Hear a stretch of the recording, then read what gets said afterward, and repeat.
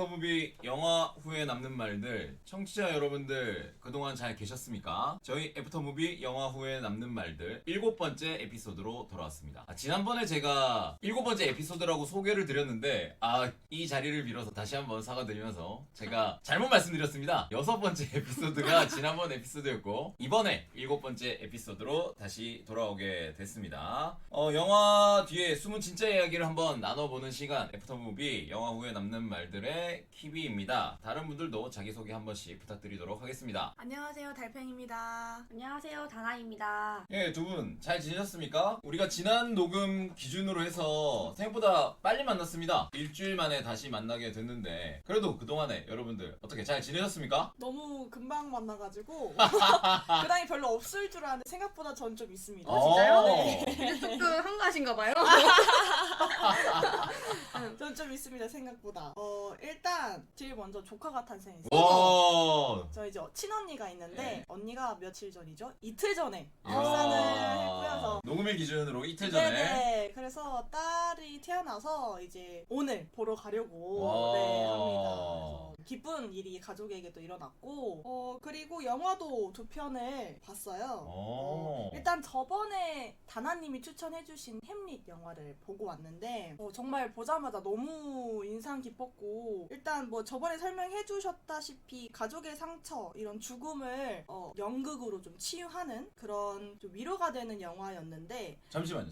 저희가 네. 그 아카데미 영화는 아카데미 영화 좀 이따가 얘기할 때 한번 같이 얘기를 해도 괜찮지 않을까요? 그럴까요? 예. 그러면 햄릿 영화는 그럼 잠깐? 예. 네, 잠깐 두고. 근데 또 제가 하나 본 영화도 아카데미라고 맞아요. 아. 센티멘탈 밸류에 보셨지? 네. 아카데미 맞춤형 이번 한 주를 보내셨다.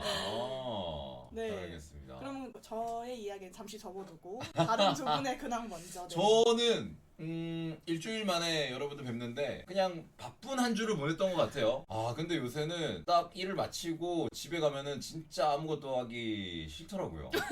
너무 피곤한 일이 계속되고 있습니다. 그 중에서도 영화는 그래도 좀 챙겨보긴 했는데 뭐 카톡방에서도 여러분들께 말씀드렸지만 폭탄이라는 영화를 봤습니다. 그래서 일본 영화가 이제 뭐 CGV나 메가박스나 롯데시네마에 잘 안 걸리잖아요. 애니메이션이 아니면은 잘 안 걸립니다. 그런데 이 폭탄이라는 영화가 일본에서도 지금 굉장히 흥행을 많이 하고 있고 일본에서 아시죠? 일본에서 그냥 실사 영화 흥행 잘 안 되는 거 아시죠?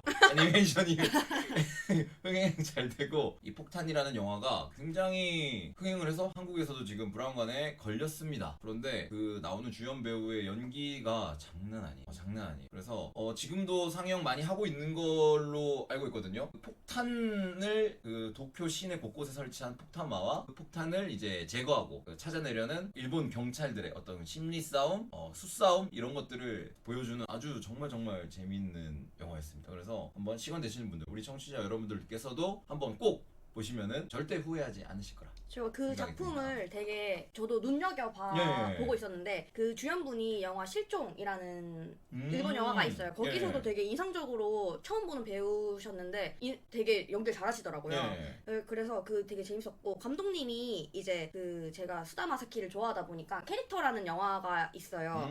이제 그분은 웹툰 작가인데 웹툰 작가가 그린 내용으로 실제로 사건이 벌어지는 거예요. 그래서 이게 어떻게 된 일인지를 알아보는 그런 영화였는데 영화가 만듦새가 좀 조잡하다? 이런 느낌이 아이디어는 있어요. 좋네요. 내가 소설로 쓴 게 갑자기 살인 사건이 실제로 일어난다 이런 거잖아요. 오, 재밌겠다. 네, 그래서 이거 만듦새는 훌륭하지 못하다. 네, 그래서 제가 이걸 영화관에서 봤는데 약간 조금 아쉽기는 했어요. 근데 수다 마사키 배우가 진짜 다작을 하세요. 이렇게 막 명작들만 골라서 잡아서 하시는 게 아니라 애초부터 되게 그런 은혼이라든지 뭐 실사화 이런 걸로 시작하셔서 그런지 작품 선택하는 거에 있어서 거리낌이 없으신 것 같아요. 장점이자 단점이죠. 그래서 폭탄 영화 진짜 재밌거든요. 한번 보시면은 좋을 것 같습니다. 진짜 근데 저도 뭐 일주일 만에 여러분들 뵈니까 딱히 할 말이 없네요. 자 그러면 다나님은 일주일 잘 보내셨습니까? 저도 뭐 이제 여러분들의 기대가 있으니까 좀 잘 챙겨보려고 했거든요. 이제는 약간 이게 부담감으로 작용하기 시작. 내가 뭔가 해야겠다라는 부담감으로 작용하기 시작했어. 하지만 그 이제 제가 그래서 계획을 되게 많이 해놨는데 미루고 하다가 결국 오늘 녹화하게 될 작품이 사실 제일 중요하잖아요. 그렇죠. 그래서 다른 거는 결국 못 보고 이제 계획했던 게 뭐였냐면 햄넷을 2회차 하겠다. 아. 그다음 두 번째 제가 그 책 녹나무의 파수꾼을 되게 녹나무의 재밌게 파수꾼. 읽었는데 그게 또 애니메이션이 됐어요. 지금 상영관에 있어요. 많이 걸려 있죠. 근데 그것도 못 받고 센티멘탈 밸류도 못 받고 다나의 컨텐츠 하려 했던 것. 못 봤는데 하나 이제 제가 같이 영화를 보는 친구들이 있어요. 네. 온라인으로 이제 왓챠 파티 이런 걸로 보는 건데 슈퍼 해피 포에버를 지난 녹음 때 말씀을 슈퍼 해피 드렸었어요. 포에버? 그 굿뉴스에 나오는 일본 여자 배우분 주연. 맞아요. 저는 그 여배우님이 완전 초반부터 나올 줄 알았는데 영화 시작하고 40분부터 등장하시더라고요. 이야. 네, 그래서 조금 그걸 기다리느라 약간 좀 지루한 면이 있었긴 한데 장소가 너무 아름다워요. 일본 배경인데 야자수도 있고 바다가 너무 아름다운 거예요. 알고 보니까 더 퍼스트 슬램덩크에서 그 송태섭이 되게 시골에 살잖아요. 그렇죠. 약간 그 배경인 곳이더라고요. 그래서 거기도 그 전차 지나가는 쪽 배경해서 슬램덩크의 성지가 돼가지고 팬들이 많이 놀러 간다고 알고 있는데 이 슈퍼해피 포에버도 되게 좋아하시는 분들이라면 방문하시는 것도 나쁘지 않을 것 같아요. 제가 느끼기에는 약간 뭐 오키나와 같기도 하고 하와이 같기도 하고 되게 아름다운 풍경이었어서 좋았고 근데 이게 예상치 못한 주인공이 또 나오더라고요. 그 영화예요? 네, 그래서 뭐 유명한 뭐 배우가 이런 건 아닌데 근데 그 주인공으로 엔딩이 나서 저는 조금 당황했어요. 아 이렇게 끝날 수도 있구나 이렇게 봤고 그거 말고는 애니메이션도 본 게 없고 시리즈물도 본 게 없네요. 일주일 만에 또 바쁘니까 그쵸, 이런 주도 있는. 부담감으로 작용하지 않았으면 맞아요. 좋겠습니다. 아 네네 물론입니다. 부담감으로. 자 그러면은 저희가 영화 팟캐스트잖아요. 저희가 그런 명색이 영화 팟캐스트인데 지난주에 있었던 아카데미 이야기를 좀 안 하고 넘어갈 수가 없을 것 같아서 간단하게 본격적인 저희 영화를 다루기 전에 간단하게 아카데미에 대해서 한번 짚고 넘어가 보는 시간을 조금 가져볼까 합니다. 아카데미에 나오는 영화들 또 많았고 그리고 저희가 다뤘던 영화도 있고 그리고 그냥 보기만 했던 영화도 있는데 결과들은 한 번씩 다 보셨을 거라 생각이 듭니다. 한번 제가 중요한 것들은 한번 이야기를 해드리도록 하겠습니다. 아카데미 결과 사실 제일 중요한 거는 이제 작품상과 이제 나무주연상, 여우주연상 누가 받았냐, 감독상 누가 받았냐인데 일단 작품상 보통 근데 아카데미를 보면은 보통 작품상 받는 작품의 감독님이 감독상을 보통은 받으시죠. 이번에 작품상과 감독상을 동시에 수상했던 영화는 원 배틀 애프터 어나더 였습니다. 축하드립니다. 감독님 축하드리고요. 이 저희 팟캐스트 들으시면은 나중에 연락 한번 부탁드리도록. 너무 감사할 것 같아요. 수요 없는 공급.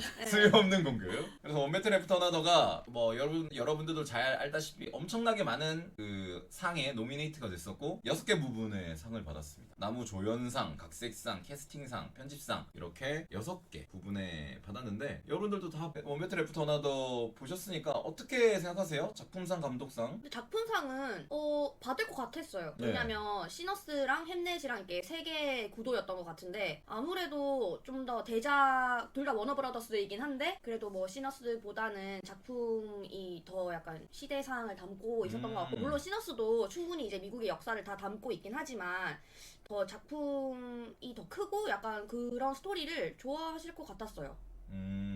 아카데미 그 회원분들이 네. 작품상은 의견의 여지가 없을 거라고 저는 생각을 하거든요. 너무 재밌게 봤었고 아까 다나님이 말씀하셨던 대로 뭔가 시의성이 있습니다. 담고 있는 메시지가 충분히 현 시대에 잘 울림을 주는 메시지라고 생각을 해서 작품상 그리고 감독상 연출 부분이라던가 폴 토머스 앤더슨 감독이 역시 PTA다 대단하다라는 걸 느끼게 해줄 정도로 사실 어떤 해 아카데미는 작품상 감독상 나오면은 엥?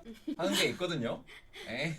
뭐지? 뭐 예를 들자면 재작년인가? 아마 작품상을 아고라가 받았을 텐데 그때 아노라? 좀 아고라가 아니라 아노라 엥 하는 게 좀 있었어요. 약간 엥 하는 게 좀 있었는데 올해는 이견이 다들 좀 없었다라는 느낌이에요. 그리고 나무조연상. 아, 쇼펜 대단했죠. 쇼펜 배우가 참석을 안 했던 게 뭐 우크라이나에 가 계셨다고 하더라고요. 근데 쇼펜 배우가 뭐 제가 뭐 정확히 잘 아는 건 아닌데 약간 악동 같은 느낌이 있더라고요. 그래서 그런 거에 약간 격식이 안 매이고 욕도 잘하고 약간 그런 느낌이라고 하더라고요. 그래서 뭐 안 왔다. 그런데 쇼펜이다 하니까 아, 그 사람 그렇지. 약간 이런 이미지로 가는 것 같아요. 이거 원배틀 애프터 어나더로 그 나무 조연상을 다른 또 시상식에서 수상을 또 여러 번 하셨더라고요. 아, 베네치오 델 토로와 약간 이렇게 경합을 벌였는데 사실 누가 받아도 네, 이상하지 아쉽긴 않았다. 했어요. 근데 그래도 그 시상식 내내 많이 잡혀가지고 베니시오 배우가 되게 유쾌하게 그 시상식을 이끌어 주신 것 같았어요.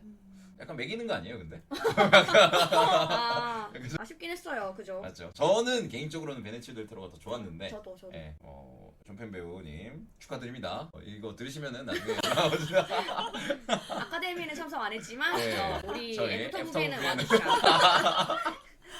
자, 그리고 이제 시너스가 나무 주연상, 각본상, 음악상, 촬영상을 받았습니다. 시너스는 뭐 혹시 보신 분들 계신가요? 네, 저도 봤습니다. 저는 못 봤습니다. 네. 시너스 저는 봤는데 사실 저는 이거 보면서 있잖아요. 어떤 생각했냐면 영화를 보면서 아카데미를 아예 생각도 안 했어요. 그냥 아, 이런 영화가 있네 하고 봤는데 아카데미에 노미네이트가 엄청나게 되는 거 보면서 왜지? 약간 이런 생각을 좀 들었거든요. 좀 취향을 많이 타는 영화인 것 같고 네. 너무 이제 감독님의 자전적인 이야기가 담겨 있어가지고 또 당사자가 아니면은 조금 그런 부분도 있는 것 같고 그 소재가 이제 뱀파이어다 보니까 조금 그쵸. 호불호가 갈릴 것 같아요. 어. 근데 저는 음악상은 진짜 이견 없이 이 작품이 받아야 된다라고 생각을 하기는 했어요. 캐데어는요? 캐디언은 아쉽긴 한데 네, 이게 그 캐디언은 주제가상을 받았잖아요. 아, 그렇죠. 그리고 음악상은 처음부터 끝까지 이 영화가 이끌어가는 게 있었기 때문에 시너스가 잘 받았고 그리고 또 이제 공연도 했잖아요. 아, 그렇죠. 공연이 그 영화의 그거를 그대로 가져와서 한다는 게 너무 놀라웠어요. 이게 저는 편집으로 만들어진 건 줄 알았는데 공연 무대에서 원테이크로 이렇게 할 수 있다는 게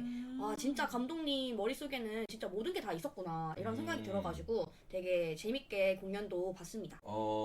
음악 영화잖아요. 그리고 기본적으로 음악 플러스 뱀파이어 영화라서 음악상 받은 것도 괜찮고 그리고 나무 주연상 시너스가 가져갔다는 거에 있어서 좀 의아해하는 사람들이 있을 거라 생각합니다. 왜냐하면 이제 그와 대결했던 다른 남자 배우들이 쟁쟁한 분들이 굉장히 많았잖아요. 뭐 레오나르도 디카프리오라든지. 그런데 시너스가 가져갔습니다. 이건 좀 어떻게 생각하세요? 좀 아쉽긴 한데 근데 뭐 레오는 저번에 받았으니까 아쉽긴 한데 이게 참 뭐랄까 상복이 없긴 하다. 이게 10년 만에 이제 재도전을 또 한 건데 상을 못 받아서 아쉽긴 하지만 그렇다고 레버넌트가 10년이나 됐어요? 네 2016년? 이때였어가지고 근데 이게 뭐 마이클 B 조단이 받는다고 해서 이거는 잘못됐다라고 생각하는 사람은 또 없을 것 같고요. 원배틀 애프터 어나더랑 시너스가 같은 워너 브라더스 작품이잖아요. 네. 그러다 보니까 잘 나누어서 상을 골라 받았으니까 제작자 입장에서는 되게 행복했을 것 같아요. 그렇죠. 제작사에서는 사실 마케팅을 이제 제작사에서 하니까 아카데미든 뭐든 영화에서 상을 받는다는 거는 사실 영화 자체 파워 플러스에다가 제작사에 얼마나 마케팅을 많이 하느냐, 힘을 주느냐에 따라서도 그게 갈리잖아요. 그런데 워너브라더스에서 쟁쟁한 영화들을 이번에 많이 노미네이트 시켰고 적절히 파이 나눠 먹기를 한 게 전략이 잘 맞지 않았나. 그리고 사실 시너스의 마이클 B 조던이 1인 2역을 거기서 연기를 하거든요. 근데 미묘하게 그 캐릭터가 다르단 말이죠. 껄렁한 동생, 진중한 형. 그런데 그거를 두 개 다 너무 잘 해줘가지고 저는 나무주연상 받았을 때는 그럴만하다라고 생각을 했습니다. 저 그거 보고 그 생각 났거든요. 톰 하디가 레전드라는 영화에서 그렇죠. 쌍둥이 1인 2역을 했는데 네. 그 연기랑 그다음에 시너스에서 쌍둥이 연기랑 저는 큰 차이를 못 느꼈거든요. 톰 하디의 쌍둥이 연기도 좋았어서 만약에 레전드가 아카데미 갔으면 이것도 상 받을 수 있는 연기였을까라는 다른 생각을 또 해보긴 했습니다. 톰 하디의 레전드에서 나오는 그 정신병 걸린 그 동생과 그리고 깡패 두목 형 좋았죠. 근데 지금 생각해보니까 왜 레전드 재밌긴 했는데 뭔가 아카데미에 어울리는 느낌은 아니네요. 아니죠. 약간. 깡패 영화. 네, 어울리는 느낌은 아니네요. 깡패 영화인데다가 아내를 좁혀는 그렇죠. 톰 하디의 모습이 나오기 때문에 그렇게 네. 시너스는 취향이 진짜 많이 갈리거든요. 저는 이제 황홀에서 새벽까지가 당장 떠오르고 액션, 음악 그리고 뭔가 흑인들의 느낌이 묻어나오는 영화 이런 이런 느낌을 굉장히 많이 받았습니다. 그래서 호불호가 많이 갈리는데 액션과 음악과 어떤 뱀파이어, 좀비 이런 걸 좋아하신다면은 굉장히 입맛에 잘 맞을 거라고 생각을 합니다. 그런데 이것도 약간 좀 의잉했어요. 뭔가 아카데미랑 결이 좀 안 맞지 않을까라는 생각을 했는데 흑인 영화에 대한 쿼터제가 있나? 약간 이런 생각도 좀 했고요. 회원들 중에서 그렇게 생각하고 그 투표를 하신 분들이 많을 수도 있죠. 예. 아무튼 그래서 시너스도 상을 네 부분에 걸쳐서 상을 받았다. 그래서 우리 청취자 여러분들께서도 한번 보시면은 너무 좋아하지 않을까라는 작품입니다. 자, 이어서 제가 좋아하는 영화죠. 프랑켄슈타인. 의상상, 분장상, 미술상을 수상했습니다.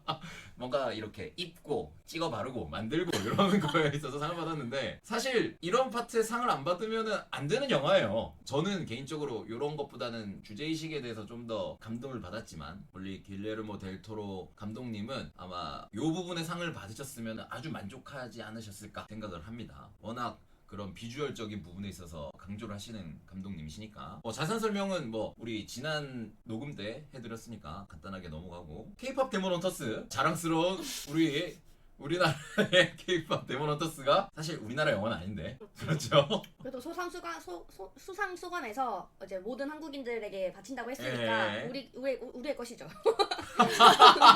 소재가 네, 우리의 것입니다.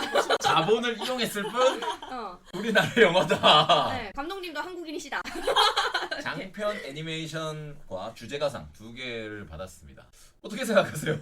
근데 그 중에서는 받을만하지 않았나.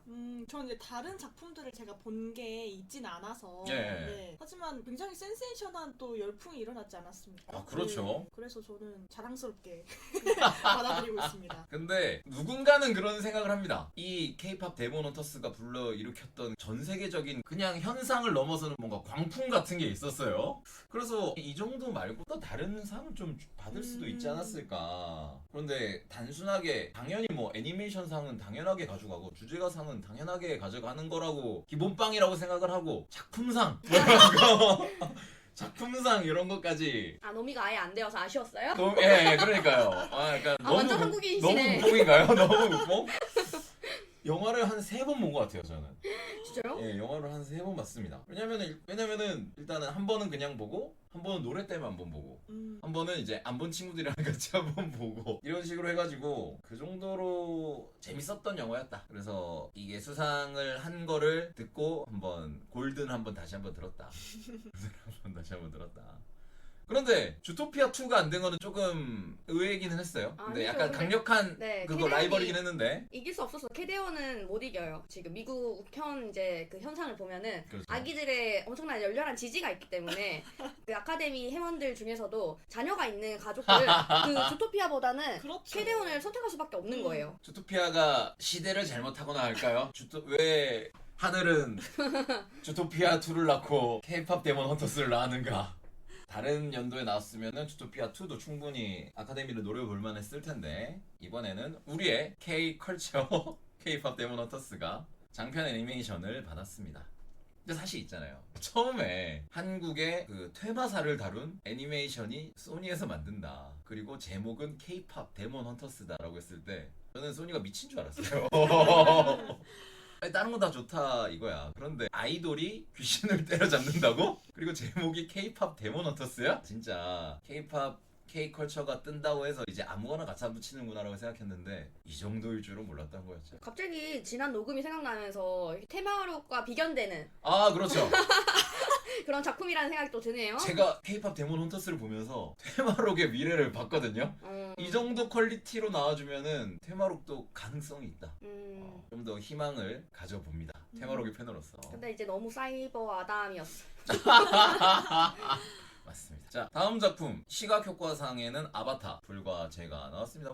당연한 결과라고 생각을 하고요. 근데 좀 의외인 게 아바타도 다른 연도에 나왔으면은 다른 상들도 좀 받아볼만 했을 텐데 이번에는 너무 또 다른 쟁쟁한 분야의 훌륭한 영화들이 많아가지고 하나 부분에서 수상을 했습니다. 그리고 센티멘탈 밸류 국제 장편 영화상을 받았습니다. 저는 아직 이 영화를 못 봤거든요. 보신 분 입장에서 다비님 영화 보셨죠? 네. 어떻습니까 영화가? 일단 일단 사실 햄릿 영화의 주제하고 조금 다 있다. 네, 통하는 부분이 있어요. 이게 어쨌든 가족의 상처를 영화로 치유한다. 이제 이런 큰 골자를 가지고 있는데 저는 재미있게 봤습니다. 재미있게 봤지만 그래도 뭔가 햄릿이라는 그 같은 주제를 놓고 이야기를 했을 때는 저는 햄릿이 조금 더 개인적으로는 좋았고요. 조금 더 센티멘탈 밸류는 말 그대로 조금 더 개인적인 상처를 좀 다루고 있는 부분이고, 사실 햄릿은 그 죽음이라는 어떤 좀 큰 이슈를 또 다루고 있기 때문에 좀 더 다르게 느껴졌을 수도 있는데, 그래도 그 주연 배우들의 연기, 일단 이 아빠와 두 딸들이 크게 나오는데 딸들의 상처받은 그 연기와 그걸 또 이겨내가는 연기가 정말 인상적이었거든요. 그래서 굉장히 또 재미있게 봤고, 굉장히 좀 어떻게 보면 공감되는 부분도 있었는데, 이게 같은 가족의 상처를 받았는데 두 딸이 달라요. 받아들이는 게 달라요. 그렇죠. 상처를 받은 정도도 다르기 때문에, 그래서 그런 내용이 좀 나오는데, 이게 그래서 동생이 그렇게 이야기를 하거든요. 스포가 될 수 있긴 한데, 나는 언니가 있었기에 좀 달랐다. 나는 언니가 있었다. 나는 이제 이런 말을 하는데, 전 그게 굉장히 공감이 또 가더라고요. 형제가 이렇게 언니가 있다고. 네, 전 친언니가 있기 때문에. 그래서 저도 뭐 자랐을 때를, 어렸을 때를 생각해보면 정말 그 장녀의 입장하고 동생, 언니가 있는 뭔가 하나의 보호막이 있는 입장하고는 또 좀 다르다고 좀 생각이 들어서 그게 굉장히 공감 가는 지점이었던 것 같아요. 개인적으로의 어떤 경험이 그 영화를 평가하는데 상당히 다를 수가 있잖아요. 네, 그렇죠. 그래서 센티멘탈 밸류는 달팽이님의 어떤 개인적인 경험이 많이 좀 와닿았다. 네네네. 많이 좀 와닿았고, 어쨌든 그래서 이렇게 또 영화로 예술로 치유하는 그런 영화였던 것 같아서 저는 재미있게 봤습니다. 청취자분들에게도 추천 가능한가요? 네, 전 추천할 수 있을 것 같아요. 궁금한 게 있었어요. 제가 그 평 중에서 약간 그 아빠와의 어떤 갈등을 그렇죠. 다루고 있다고 들었는데, 그게 약간 트라우마를 좀 자극할 수 있는 그런 부분이 좀 있나요? 이게 약간 뭐 잔인한 트라우마 이런 거는 아닌데, 좀 그래도 부모와의 이별? 이런 걸 겪은 이제 이 자녀의 트라우마라서 뭔가 잔인하거나 뭐 이런 트라우마는 아니에요. 네, 그냥 뭐 어떻게 보면 이제 부모와 떨어져서 이제 뭐 이렇게 삶을 살아가야 하는 뭐 그런 종류의 상처라서 네, 잔인하고 뭔가 정말 특정 상처를 건드리거나 막 이런 류는 아닙니다. 네. 네. 이 영화가 결국 그래서 이제 가족의 상처를 조명하고 치유해 나가는 어떤 그렇죠. 과정을 그린 영화잖아요. 그렇죠. 끝나고 어떻게 아버님한테 전화 한번 드렸나요? 사실 저는 두 영화를 좀 비슷한 시기에 봤는데 햄릿을 강력하게 추천했습니다. 부모님도 보셨으면 좋을 것 같은 그런 영화라서. 네. 좋아요. 그러면 바로 이어서 햄넷 여우주연상을 수상했습니다. 제시 버클리 축하드리고요. 다시 한번 축하드리고 제가 예견했잖아요. 받아야 된다. 진짜 참견지면. 네. 야, 맞습니다. 사실 이제 햄넷은 저희가 다 봤잖아요. 그리고 공통된 좀 의견을 냈습니다. 연기가 진짜 사실 여우주연상에 노미네이트된 작품이 앞에서 보셨던 센티멘탈 밸류도 노미네이트 됐고, 그리고 부고니아 엠마 스톤도 노미네이트 됐는데, 와, 햄넷을 봤을 때 제시 버클리의 연기가 너무 압도적이라 가지고 정말 여우주연상은 당연히 이분이 받아갈 수밖에 없었다, 이런 느낌이 듭니다. 어떻게 보셨어요? 햄넷? 달팽이님 이어서 이야기해 주신다면. 일단 정말 그 제시 버클리 배우의 연기가 연기라고 안 느껴질 정도로 맞아요. 너무너무 와닿기도 하고, 그냥 일단 너무 가슴이 또 아프지만 결국에 그걸 또 치유하는 모습을 또 보면서 이게 삶이다, 그냥 딱 이런 생각이 들었고, 그 셰익스피어의 4대 비극 이잖아요, 사실 햄릿이. 그런데 저는 비극이 새드 엔딩이라는 좀 생각을 가지고 있었는데, 사실 제가 최근에 또 어디서 비극이 새드 엔딩을 의미하는 게 아니라 우리 삶이 항상 고통이 있고 어려움이 있지만 그걸 그냥 안고 같이 살아가는 거다, 그게 비극이다 라는 걸 이야기하는 걸, 그게 너무 딱 와닿더라고요. 그래서 이 영화의 주 골자도 사실 죽음이 있고 항상 우리 삶에 어려움과 시련이 있잖아요. 이 셰익스피어 부부도 떨어져서 살아야 하는 그런 또 부분도 있고 한데, 어쨌든 그걸 우리는 가지고 살아야 되는 거니까. 근데 그래서 그 비극이긴 한데 그게 새드 엔딩을 의미하는 건 아니다, 요런 또 생각을 해보면서 굉장히 저는 감동도 많이 받고 네, 그랬던 것 같아요. 타나님은요? 이제 그 영화를 생각을 하면 되게 마음이 아프죠. 아프고 실제로 그 아기가 있는 집에서는 더 저희보다 더 많이 이제 슬퍼한다고. 받아들이는 게, 아까 달팽이님이 이제 언니가 계셔서 센티멘탈 밸류에서 더 받아들이는 게 달랐던 것처럼, 아마 자식이 있는 이 가정이나 청취자분들은 더 받아들이는 게 다를 겁니다. 근데 이게 저는 이거를 어떻게 좀 생각해야 될지 모르겠는 게 슬픈 내용이긴 한데 마지막 장면에서는 또 이게 카타르시스로 승화가 된단 말이에요. 그래서 이렇게 슬픈 것도 결국 우리가 이겨내기도 하고 또 이런 슬픈 감정을 느꼈기 때문에 또 이렇게 느껴지는 카타르시스가 있기 때문에 인생이라는 게 다양한 감정으로 이렇게 꾸려져 있는 거 아닌가 생각이 들었고, 지금 마지막 장면이 너무 인상적이어서 종종 생각이 나는 것 같아요. 근데 이제 안 보신 분들을 위해서 스포는 안 하겠지만 꼭 그 마지막 장면뿐만 아니라 이 극을 흘러가는 도중에 쭉 느껴지는 감정들이 있기 때문에 되게 지루하지 않고 강렬한 감정들이 어떻게 나에게 다가오는가, 그거를 생각하면서 보시면 정말 재밌게 보실 수 있을 것 같아요. 저는 사실 좀 솔직히 말씀드리면은 좀 한 중반부까지 좀 지루했거든요. 그러니까 첫 번째 그 클로이 자오 감독 특유의 자연광을 쓰시는 거. 거기서 자연광과 양초 불빛 위주로 촬영을 해서 영화가 너무 어두워요. 그러니까 내용이 어둡지는 않은데 초중반까지는 영화가 어두워서 좀 힘들다 약간. 좀 힘들고 행복한 중세 부부 가정 생활을 보여주잖아요. 이제 아들내미 딸내미들 토끼 같은 자식들 막 엄마한테 뭐 준비한 거 보여줄래? 이러면서 막 연극도 보여주고 너무 행복하잖아요. 근데 이제 우리가 시놉시스를 아니까 어떤 식으로 흘러갈지를 알잖아요. 그런데 그 부분이 알고 보니까 약간 좀 지루한 거예요. 약간 아씨 언제쯤 시작되는 거야? 약간 이런 생각이 드는데 그거를 이제 마지막 씬에서 그 씬도 굉장히 길어요. 한 40분 되거든요. 너무 감동을 받았고 진짜 너무 감동을 받았고 아까 달팽이님이 말씀하셨던 대로 당시에는 이제 뭐 흑사병 같아요. 맞죠? 흑사병이 창궐하는 그런 시기에 삶과 죽음이 공존하는 그 상황에서 어떻게 우리는 삶을 살아갈 것인가를 진짜 그거를 이제 제시 포클리 아네스죠. 아네스의 시각에서 신기하게도 제목은 햄넷이고 그거를 다루는 전체적인 주제는 셰익스피어의 작품이지만 윌리엄 셰익스피어는 사실 얼마 안 나오거든요. 그리고 셰익스피어라는 이름 자체도 진짜 얼마 안 나옵니다. 그거랑 아예 그냥 셰익스피어라는 거를 배제하고 봐도 작품이 그냥 성립할 정도로 아네스라는 셰익스피어의 부인을 통해서 보여주는 관점이 정말 우리에게 큰 용기를 주는 것 같았어요. 그래서 저는 뭐 자식이 있지도 그리고 자식을 잃어본 경험이 있지도 않지만 굉장히 큰 치유를 받았습니다. 엄청 힘이 되는 영화였어요. 그래서 청취자분들께도 굉장히 강력 추천한다. 아니 그 연극에서 성인 햄넷을 연기한 배우분이 저는 처음 보는 배우라고 생각을 했는데 알고 보니까 원더에도 나왔고 그다음에 제가 좋아하는 포드 V 페라리 그게 아역이더라고요. 아역이고 네. 되게 다양한 작품에 나온 거예요. 근데 이제 지금 너무 커가지고 못 알아본 거였어요. 그래서 이게 원래 연기 잘하는 아역 배우가 이렇게 벌써 성장을 했구나 이걸 알고 진짜 깜짝 놀랐습니다. 그리고 햄릿 영화에서 마지막 씬에 나오는 햄릿 연극을 하는 주인공 그 친구랑 극 중에 햄릿으로 나오는 꼬맹이 있잖아요. 네. 걔네들이 형제래요. 어머 그거 몰랐어. 어. 어쩐지 닮았더라고. 걔네들이 형제래요. 근데 되게 그러네. 어렸을 때 얼굴 포동포동한 그런 느낌이 네. 너무 비슷하다. 그리고 그 햄릿 그 친구 연기 너무 잘하지 않아요? 짱이에요 너무 진짜. 잘해. 꼬맹이가 그 눈빛이 이야. 제가 그 원작 책이 궁금해서 샀는데 표지에 그 햄넷 어린아이의 그 그림이 있어요. 근데 얼굴 눈은 이렇게 지워져 있고 볼 따구가 진짜 그 애기 햄넷처럼 뽀동뽀동하게 한 10살에서 12살쯤 되는 그래서 그 햄넷이 생각이 나면서 이 표지도 너무 갑자기 사랑스러워 보이는 거죠. 그래서 제가 또 책을 한번 읽어보도록 하겠습니다. 그 이제 어떤 불멸의 작품이 나오면은 그거에 대한 해석이 되게 다양하게 이루어지잖아요. 뭐 예를 들어서 가장 유명한 로미오와 줄리엣은 고대 중세시대 로미오와 줄리엣 그걸 또 현대식으로 각색해서 또 대중들에게 선보이기도 하고 그런데 이제 햄릿이라는 작품 역시 작품이 아니라 그거의 배경에 집중해서 그 영화를 풀어나가는데 그걸 통해서 우리에게 진짜 어떤 삶에 대한 방향과 치유 그리고 가족에 대한 것까지 이야기를 해주는 게 정말 좋은 영화였다. 정말 좋은 영화였다.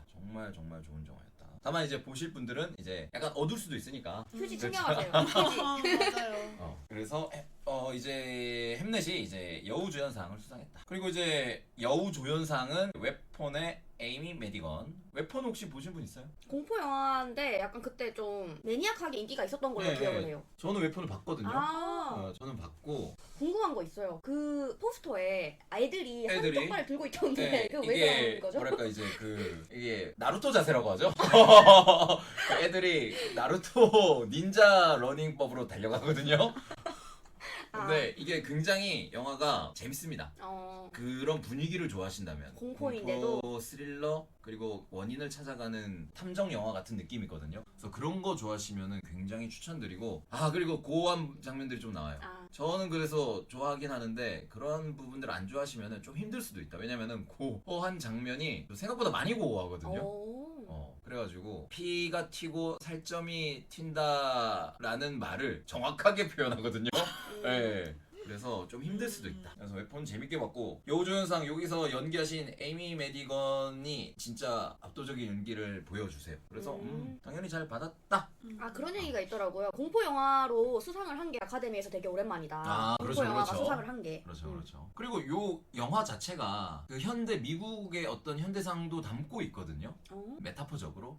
그래서 좀 많이 조명을 받았던 것 같아요. 자, 이어서 음향상 F1 더 무비. 요것도 음향상.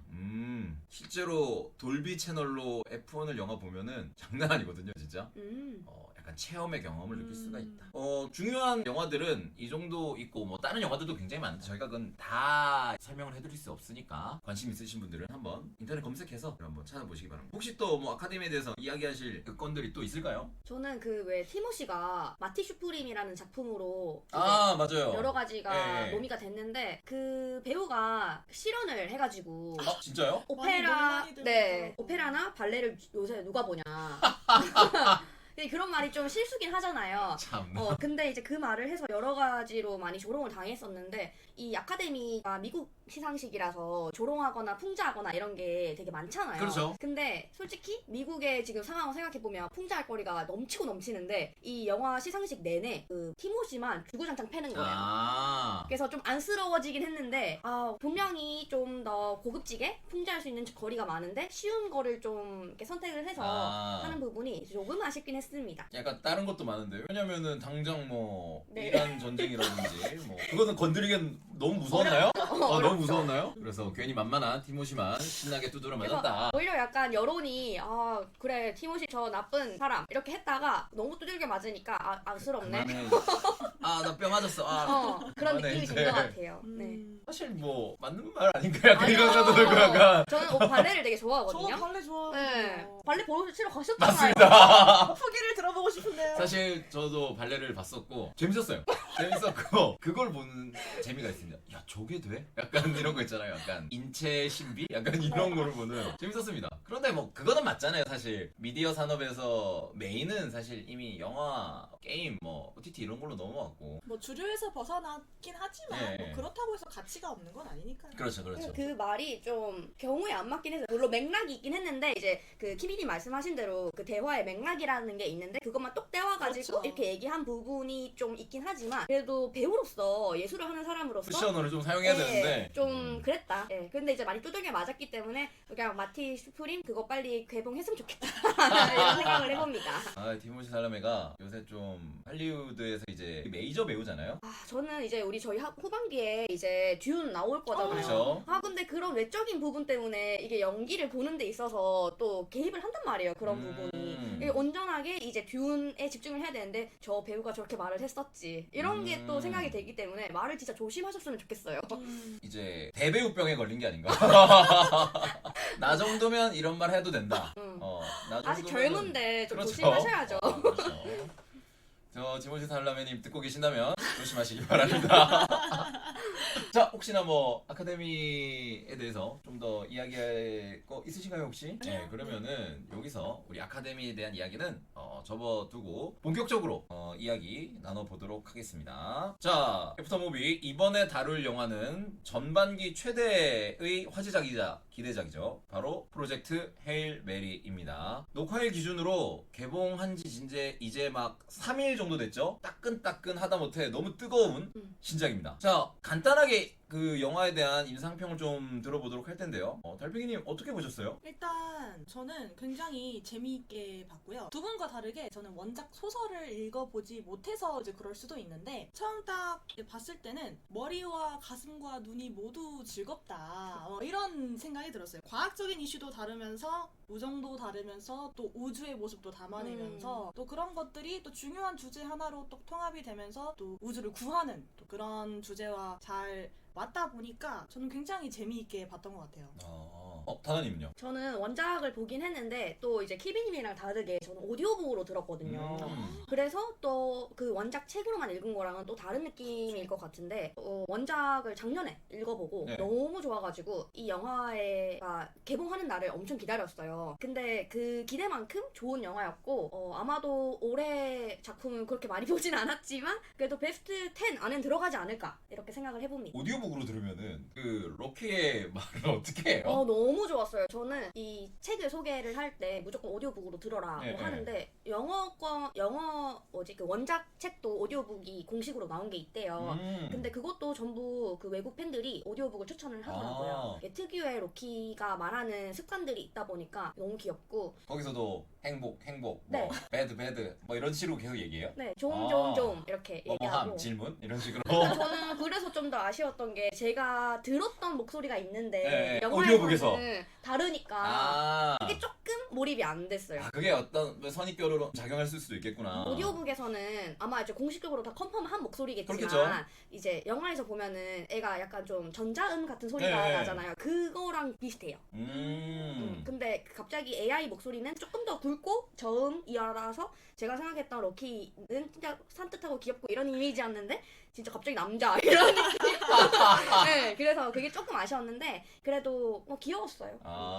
좋습니다. 저도 짧게 한번 말씀드리면은 영화가 너무 재밌었습니다. 저는 뭐 웬만한 영화 다 재밌게 보지만 이거는 역대급으로 재밌었다. 와. 아까 뭐 짧게 이제 녹음 전에 얘기를 했지만 제가 봤던 SF 영화 중에는 거의 최고입니다. SF 영화는 사실 보시는 분들, 안 좋아하시는 분들은 과학적으로 어떤 지식을 쌓아야 되고, 그리고 영화를 볼 때 들어오는 지식들이 많고, 그리고 영화를 온전히 즐기려면 뭔가 사전에 내가 알아야 될 게 있지 않을까? 라는 좀 그런 겁을 먹잖아요. 프로젝트 헤일메리는 전혀 그런 거 없고, 영화가 SF 영화가 아니어도 괜찮다고 저는 생각을 하거든요. 그래서 우리가 아는 뭐 크리스토퍼 놀란 감독의 다양한 SF 영화들은 사실 재밌긴 하지만 머리가 아프고 소화하기가 힘들거든요. 조금 어렵죠. 어렵죠. 맞아. 조금이 아니라 사실 많이 어려워요. 예. 맞습니다. 마지막 테드 생각해보면 이거 어려워. 근데 감히 말씀드리자면 크리스토퍼 놀란 감독의 SF 영화 인터스텔라보다 전 재밌게 봤습니다. 안돼 인터스텔라. 너무 재미있게 봤고 가슴 벅차고, 아까 달팽이님이 말씀하셨던 대로 세 박자를 다 잡았다. 시각, 드라마, 그리고 뭐 영상, 뭐 그런 것까지 교훈 너무 훌륭했다. 근데 아직도 여운이 남아서 제가 헤어나지 못하고 있다. 근데 키비님은 그냥 버디물을 좋아해서 그런 거 아니에요? 그럴 수도 있어요. 제 말이에요. 일단 2명이 나와야 돼. 일단 2명이 나와야 돼. 보면서 키비님 진짜 좋아하시겠다 생각을 했어요. 저도 그 생각했습니다. 그리고 이 버디물인데 한 명이 너무 귀여워. 그래서 너무 재밌게 봤습니다. 그래서 이게 줄거리를 간단하게 한번 소개를 할 텐데 제가 한번 간단하게 네네. 말씀드리겠습니다. 주인공은 이제 그레이스라는 중학교 교사죠. 네. 중학교 교사입니다. 그런데 갑자기 인류 멸망의 위기가 닥쳐옵니다. 왜? 태양빛이 점점 줄어들어요. 지구에 닿는 태양빛이 점점 줄어듭니다. 태양빛이 지구의 가장 근원되는 에너지잖아요. 그래서 태양빛이 조금만 줄어들어도 지구의 생태계가 급격하게 무너집니다. 그런데 이 태양빛이 퍼센트 단위로 줄어듭니다. 그리고 기하급수적으로 줄어들어요. 그래서 그 원인을 탐구했는데 웬걸? 외계 미생물인 아스트로파지라는 녀석이 태양빛을 잡아먹고 있다는 것을 발견을 하게 됩니다. 그래서 전직 과학교사인 이 라일랜드 그레이스라는 과학자가 그쵸. 알고 보니 과학자였죠. 분자생물학의 박사 학위를 갖고 있는 이 박사가 우주로 날아가서 그 원인을 찾는다라는 게 이 간단하게 이야기하면 줄거리 소개를 할 수 있겠습니다. 그런데 이 영화가 재미있게도 두 가지 방향으로 진행이 되죠. 처음에 영화가 시작하면은 그 주인공인 라이언 고슬링이 일어납니다. 그런데 막 과학을 탐구하고 이런 모습이 아니에요. 뭔가 초췌하고 굉장히 페인이 되어 있고 기억을 상실한 채로 나는 누구인가 뭐 이런 식의 탐구를 계속을 해요. 그러면서 우주에서 이제 영화에서 설정에서 이렇게 나오죠. 이제 혼수 상태, 장거리의 여행을 하기 위해서 혼수 상태로 몇 년간 이렇게 묵혀놨다가 깨어나는 과정에서 후유증으로 이제 기억 상실이 있는 상태로 라이언 고슬링이 우주상에서 진행되는 파트가 있고, 그리고 지구에서 어떻게 이 위기를 극복해 나갈 것인가라고 하는 파트가 두 부분이 있습니다. 그러면서 점점 더 이 라이언 고슬링이 기억을 찾아가면서 지구에서 일어났던 일들이 이렇게 겹쳐지게 되는 거죠. 그런 부분도 연출적으로는 굉장히 흥미로웠고요. 그리고 우주의 모습을 생각보다, 그런데 제가 이제 찾아봤을 때 한 75% 정도가 이제 우주의 모습을 담아내는데, 우리가 아는 뭐 아까도 얘기했지만 인터스텔라 같은 SF 영화는 비주얼적으로 우주의 모습을 굉장히 담는 데 집중을 했잖아요. 그런데 요 헤일 메리는 우주선 안에서 나오는 모습들을 굉장히 많이 보여줬고, 그리고 가장 이 영화에서 중요한 존재이죠. 그 외계인 로키라는 외계인이 등장합니다. 로키와의 상호작용을 되게 많이 다룹니다. 그래서 정작 따지고 보면은 우주의 모습은 생각보다 많이 나오지 않습니다. 그래서 이 라일란드 그레이스라는 지구의 과학자와 그리고 외계에서 만난 로키라는 외계 생명체가 이 아스트로파지를 활용해서 어떻게 위기를 극복해 나갈 것인가, 그들은 어떻게 될 것인가 라는 게 이 영화의 줄거리가 되겠습니다. 저 일단 한번 캐릭터에 대해서 일단 좀 얘기를 좀 먼저 좀 해보고 싶은데, 어떤 친구를 먼저 한번 얘기해 볼까요? 그레이스 박사? 그레이스 박사. 일단은 이름부터 그레이스입니다. 약간 그 함축하고 있는 의미들이 있잖아요. 이 프로젝트 헤일 메리는 SF 영화이지만 크리스토퍼 놀란 감독의 SF 영화는 그 각각의 인물이나 사건들이 담고 있는 메타포가 되게 많잖아요. 그래서 좋아하지만 싫어하는데, 제가 이 프로젝트 헤일 메리는 굉장히 영화가 단순하거든요. 크게 생각을 안 하고 봐도 재밌습니다. 그런데 이제 뭐 헤일 메리라는 용어 자체도 뭐 이렇게 영화에 관심 있으신, 그리고 저희 이 팟캐스트를 듣고 계신 분들이라면 다 찾아봐서 이미 그 뜻을 알고 계시겠지만, 성경에서 비롯된 단어고, 그리고 대중적으로 쓰이는 의미는 이제 역전 한 방을 노리는 그 패스잖아요. 롱 패스. 그래서 이 프로젝트 헤일 메리는 지구의 안 좋은 상황을 한 방에 역전시킬 수 있는 롱 패스인 거잖아요. 그리고 그 주역이 그레이스, 어떤 은총, 영광, 은혜 이런 뜻이잖아요. 그래서 이런 부분에 있어서 되게 이름을 재밌게 지었다, 이런 생각이 좀 들었습니다. 그리고 그레이스라는 박사가 이제 우주에서 그려지는 모습과 지구에서 그려지는 모습이 캐릭터가 조금 달라요. 우주에서는 굉장히 그 문제를 해결하기 위해서 영적인 모습을 좀 많이 보여주는 반면에, 지구에서는 약간 아는 거는 많은 이제 과학자지만 문제를 과학적으로 해결하려고 하지만 뭔가 용기 있다기보다는 약간 좀 회피를 하려는 모습들을 굉장히 많이 보여주다는 말이죠. 그래서 그런 부분들이 하나의 점에서 딱 맞아 들어가는 점을 영화에서 쭉 보여줄 때, 그래서 어떤 차이점이 좁아져 나가는 모습들을 볼 때 굉장히 재밌었던 것 같아요. 저는 그 부분이 이제 그 스트라우트 박사도 얘기를 하지만, 그레이스는 지구에 직계 가족도 없고 반려동물도 없고 친구도 없어요. 네, 맞습니다. 그래서 생존 욕구는 되게 높은데, 그거에 비해서 무언가를 지켜내야 되겠다, 아니면은 내가 이 사람을 위해서 이렇게 희생해야 되겠다, 이런 생각을 안 했던 것 같아요. 근데 우주에서 진짜 망망대해 같은 우주에서 로키를 만나잖아요. 근데 로키가 이제 같이 생존한 거에 대한 어떤 동질감도 있고, 그렇죠. 같이 연구를 하면서 연구 친구, 파트너 이렇게 되면서 소중한 사람이 되었잖아요. 그러다 보니까 조금 더 인간적인 면모가 성장해가는 것도 그려진 것 같아서 좋았고, 예전 영화 중에 컨택트를 보면 외계인과 또 컨택트, 그 어떤 컨택트를 얘기하는 거지? 옛날에 주디 포스터 주연의 컨택트를 얘기하는 건가요? 아니면은 비교적 최근에 개봉했던 그 외계인, 먹물 뿌리는 외계인이랑 만났던, 네, 먹물 뿌리는 거, 그거 이제 외계인이랑 소통하는 장면 나오잖아요. 그렇죠. 그런 것도 또 이제 생각이 나더라고요. 왜냐면 비슷한 시스템으로 돼가지고. 그리고 그레이스 자체가 되게 좀 유머가 있는 사람이라서, 영화도 그렇고 원작도 그렇고 전반적으로 이제 우주에서 진짜 나는 이제 죽을 거야 라고 생각하기보다는 어떻게든 답을 생각해내는 그런 성격적인 부분 때문에 더 영화를 편하게 본 것 같고요. 제가 작년에 이 원작을 봤을 때 SF 대작인 삼체를 같이 봤었거든요.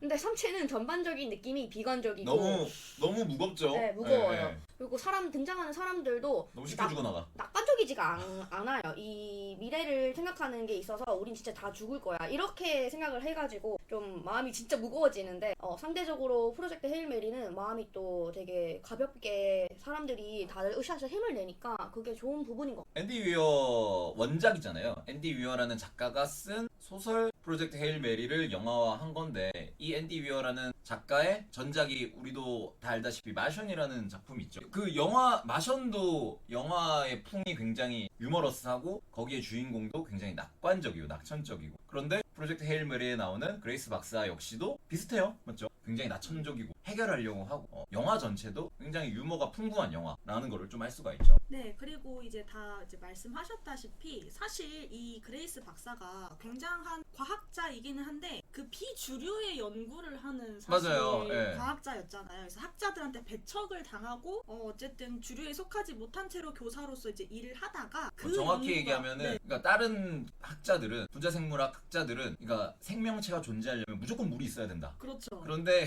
이제 그레이스 박사는 아니다. 물의 필수 요건은 아니다라는 논문을 내고 그리고 주류 학계의 학자들을 모욕하고 논문으로 그리고 이제 좌천을 당하게 되죠. 그쵸. 스스로 선택한. 맞아요. 좀 그런 이제 역할이었는데 이게 또 그 논문으로 인해서 헤일 메리 프로젝트에 참여하게 되었고 물론 이제 그 과정에서 자기의 실패를 또 그렇죠. 발견하게 되기도 하고 그러니까 태양에서 생명체가 있어. 아스트로파지가. 근데 찾아봤더니 그러니까 왜냐면 태양 근처에서 물이 증발하니까 물이 있는 환경이 아니잖아요. 이 그레이스라는 박사가 물이 기반이 아닌 생명체가 존재할 수 있다라고 해서 초대를 했는데 연구를 했더니 알고 보니 아스트로파지 안에도 물이 있었죠. 네, 맞아요. 그래서 좀 그런 과정을 거치게 되었는데 그리고 사실 그 우주로 가게 되는 과정 자체도 자발적으로 간 게 아니잖아요. 저는 그게 사실 굉장히 충격적이긴 그게 약간 했거든요. 이제 그게 가장 충격적인 부분이죠 사실. 네, 정말 충격을 많이 받은 이게 맞나 이렇게 해도 되나 아무리 뭔가 큰 뜻을 대의를 위해서라고 하지만 그 개인의 의사에 반하는 선택을 어떻게 타인들이 그걸 결정해서 보낼 수가 있지 하는 부분에서 굉장히 충격을 받긴 했지만 어쨌든 뭐 가게 됐어요. 이제 가게 됐는데 저도 다나님이 말씀하신 것처럼 원래는 회피하고 두려워하고 뭔가 그런 면이 강했다면 정말 그 우주에 가서 어떻게든 생존하고 또 운 좋게 로키라는 그 자기의 어떤 동료 같은 동료죠. 존재를 네, 만나게 되다 보니까 성장하면서 맞아요. 자신 내면에 있던 그 용감함 사실 그 자기의 생각을 굽히지 않는 것도 그 내면에 저는 그런 면을 가지고 있는 사람이라고 생각해요. 단단한 사람이다. 그렇죠. 그런데 정말 말씀하신 것처럼 내가 뭔가를 뭐 지지하고 내가 뭔가 지켜야 하는 그런 대상이 없었기 때문에 그게 발현이 되지 않지 않았을까. 그런데 정말 우주에 가서 내가 그럴 만한 동료도 생기고 나의 임무 정말 나밖에 못하니까 그런 상황이 주어진 거잖아요. 그래서 성장하면서 결국에 이제 마지막에 선택을 하지 않습니까? 그래서 로키를 또 선택하게 되는 그 과정을 보면서 그레이스라는 인물이 성장하는 성장캐 그리고 참 유쾌하다. 네, 그런 생각. 그리고 네. 저는 그레이스가 회피형이라고는 하지만 사실 지구에서도 자기의 어떤 직업을 과학자보다는 교사에 좀 더 맞아요, 초점을 맞아요. 맞추고 있어요. 그리고 최종적으로 자기가 그 로키의 행성에서 하고 있는 일도 생각해보면 자기의 어떤 깊은 마음속에서는 학생들을 양성하고 그 원작에서는 조금 더 부각되는 부분이긴 한데 학생들의 미래가 없다. 그거에 되게 좀 자기도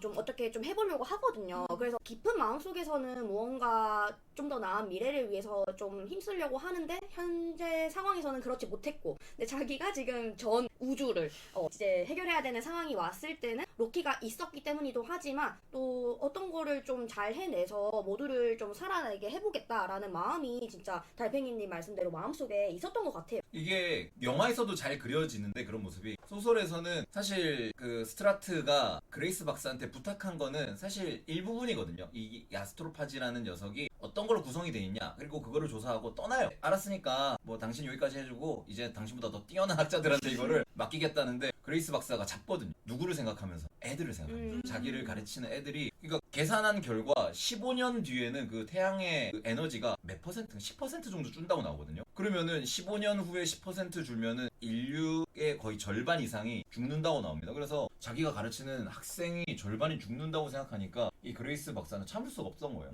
그래서 거기서부터 본격적으로 이제 연구에 뛰어드는데 근데 웃기죠? 영화의 마지막에 보면은 당신이 그래서 우주선에 타야 돼 이러니까 안 탄다고 하잖아요.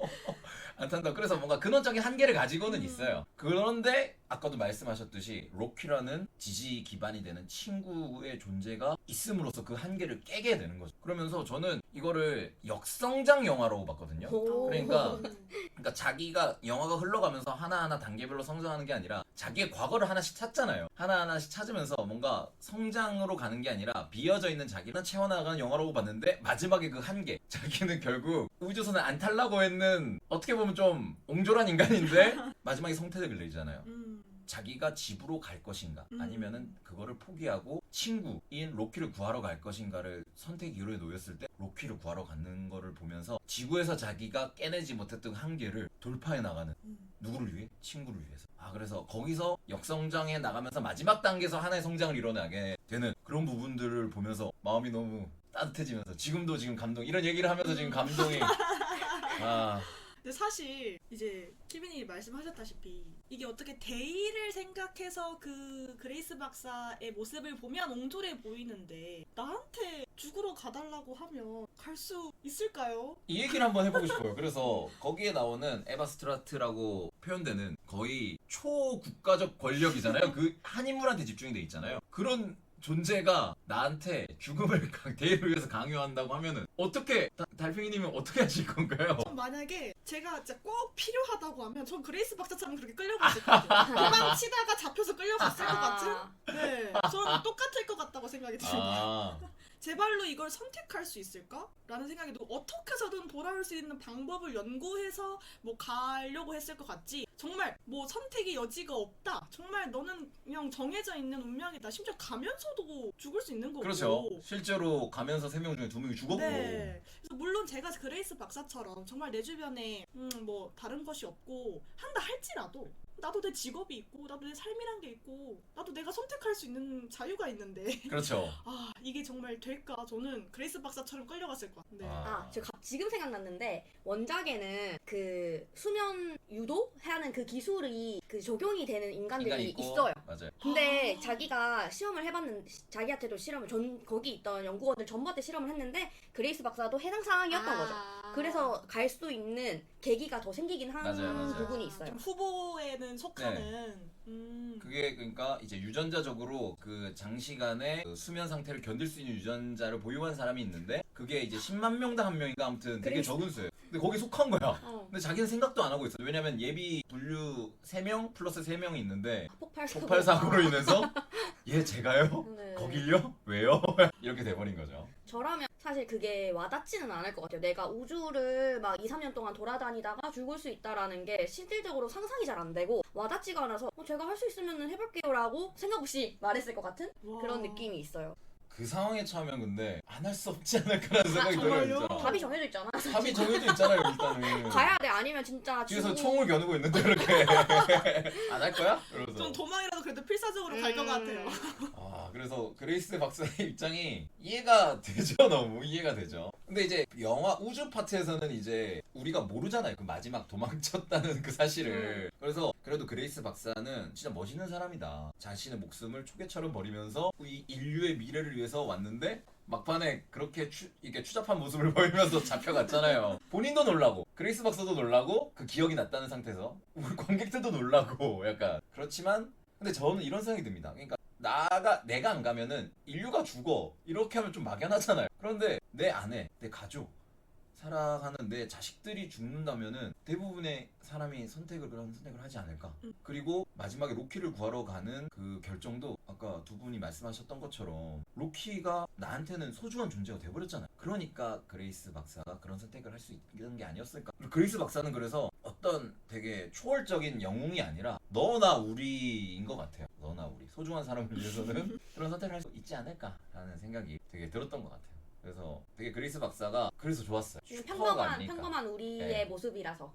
평범한 우리의 모습이라. 저도 이제 영화를 보면서 이제 계속 생각하게 되잖아요. 도대체 이 그레이스 박사 여기 도대체 왜 왔을까? 그렇죠. 그래서 저는 이제 설마 그 대장하고 연애를 뭐 했나? 그래서 그렇게 되면 최악이라고 생각을 했는데 그게 아니어서 전 다행이라고 생각을 했거든요. 그러니까 뭔가 소중한 사람이 그 지구에서 생겨서 약간 뭐 오게 됐나라는 생각이 문득 드니까 그러면 그 사람밖에 없잖아요. 그 대장밖에 없는데 설마 우리 대장은 그런 거 생각 안 하는 사람이에요.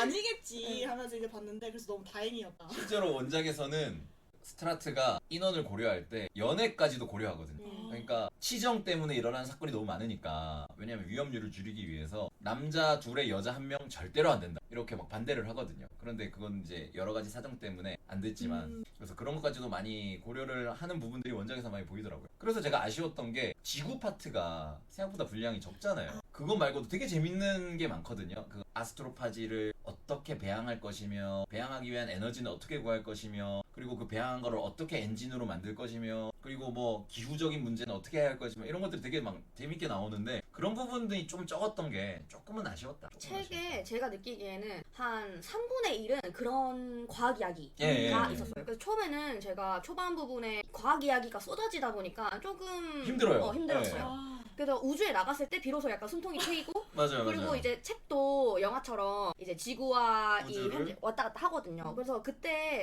지구 얘기 안 궁금하니까 빨리 로키 보여줘.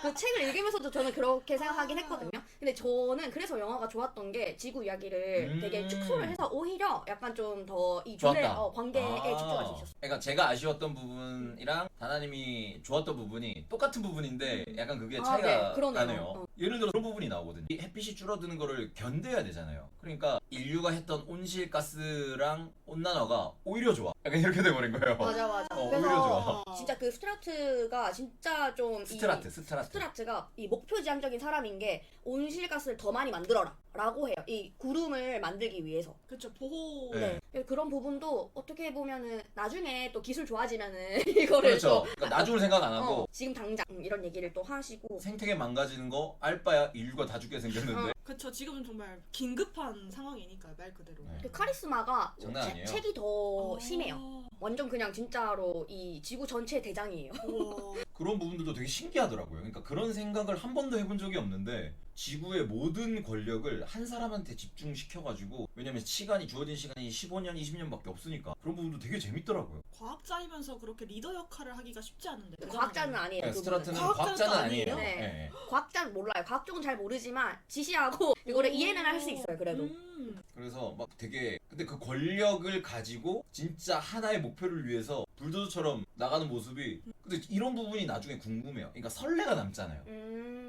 지금은 이제 각 국가들이 뭔가를 하기 위해서는 이제 의견을 막 교환해가지고 하나의 목표로 도달을 하게끔 하는데, 그런데 이 스트라트라는 하나의 구심점을 만들어 놓고 이제 그 사람의 임무는 헤일메리오를 발사시키면 끝나는 거거든요. 그런데 설레가 아마 남아버렸습니다. 또 왕처럼. 그래서 저는 이 이후의 이야기도 굉장히 궁금해요. 아스트로파지를 어떻게 이용할 것이며, 이 왕처럼 군림하는 설레를 남겨버린 이상 지구 위에 있는 모든 국가들이 그렇게 되려고 할 건데 되게 비극적인 모습이 그려지지 않을까 라는 생각을 좀 해봤습니다. 자, 그럼 우리 한번 우리의 어떤 두 번째 주인공이라고 할 수 있는 로키에 대해서 한번 이야기 한번 해볼까요? 저는 로키를 좀 책 읽으면서 생각했던 생김새가 네, 있잖아요. 네. 조금 더 어두운 검정색에 가까운 색에 약간 아. 소라게처럼 이렇게 소라게처럼. 있을 거라고 생각을 했는데 조금 더 진짜 이름을 붙여준 이유답게 진짜 네, 돌처럼 생긴 거예요. 약간 골렘처럼. 그렇죠, 그렇죠. 그래서 진짜 생명체 같지 않게 느껴져서 좀 놀랐고, 그래도 원작에 있는 거를 다 표현을 하려고 마지막 부분에 그 산소가 있는 우주선에 자기가 그거 보호막을 뚫고 나왔을 때 뭐 검정 색깔 연기를 흩뿌린다 이런 것도 되게 그렇죠. 묘사가 잘 되었고, 저는 이제 원작에서는 얘네 문화가 먹는 거를 남한테 보여주는 걸 되게 싫어하거든요. 되게 역겹다고 표현하죠. 네, 근데 본인이 그거를 자랑을 하는 모습은 조금 이상하긴 했는데 그런 부분도 생각했던 것처럼 역겹게 잘 묘사를 했고, 그리고 진짜 궁금했던 게 그 파티할 때 자기 치장하는 거 어떻게 할까 궁금했는데 그게 너무 귀엽게 잘 했던 것 나왔고, 같아요, 맞죠? 네. 그리고 그 외에도 되게 아기자기한 로키의 성격이 잘 나왔던 것 같아서 저는 뭐 오디오북 목소리랑 좀 달라서 이질감이 느껴졌다는 것만 빼고는 다 좋았어요. 그래도. 맞아, 일단 너무 사실 귀엽잖아요. 그렇죠.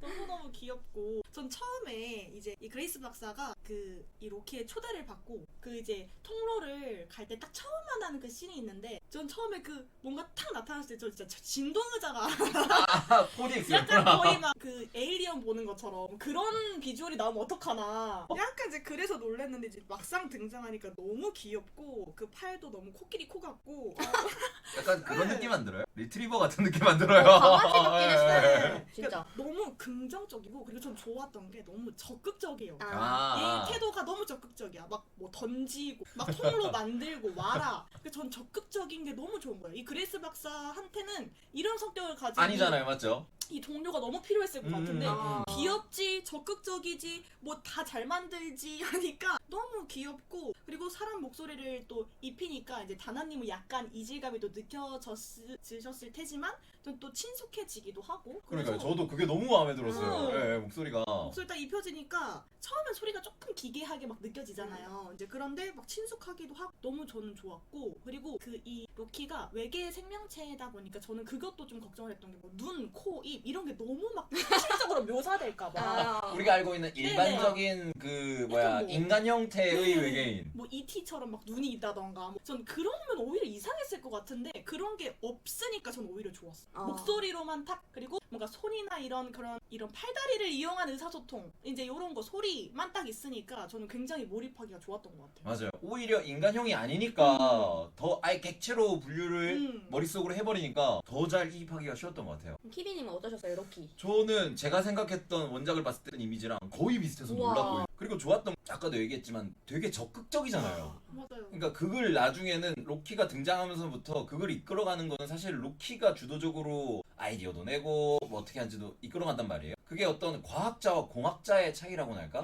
아, 네. 로키는 엔지니어예요. 네, 그렇죠. 네. 그 에리디언들이라고 표현이 되죠. 그 에리디언, 그 40 에리디아에 사는 행성에 사는 이제 외계인을 에리디언이라고 이제 그레이스 박사가 칭하는데, 에리디언에서 우주선이 출발했을 때는 23명인가가 같이 출발했는데 다른 이제 과학자라는 과학 에리디언들은 다 죽고 공학 에리디언이 이제 로키만 남았단 말이죠. 그리고 과학 담당 이제 그레이스 박사는 자기 3명, 선장, 공학자, 과학자 3명이 출발했는데 또 과학자만 살아남았단 말이죠. 그래서 과학자 특유의 뭔가 찐따 같은 면이 그레이스한테 있는데 너듬이라고 하죠. 예, 예.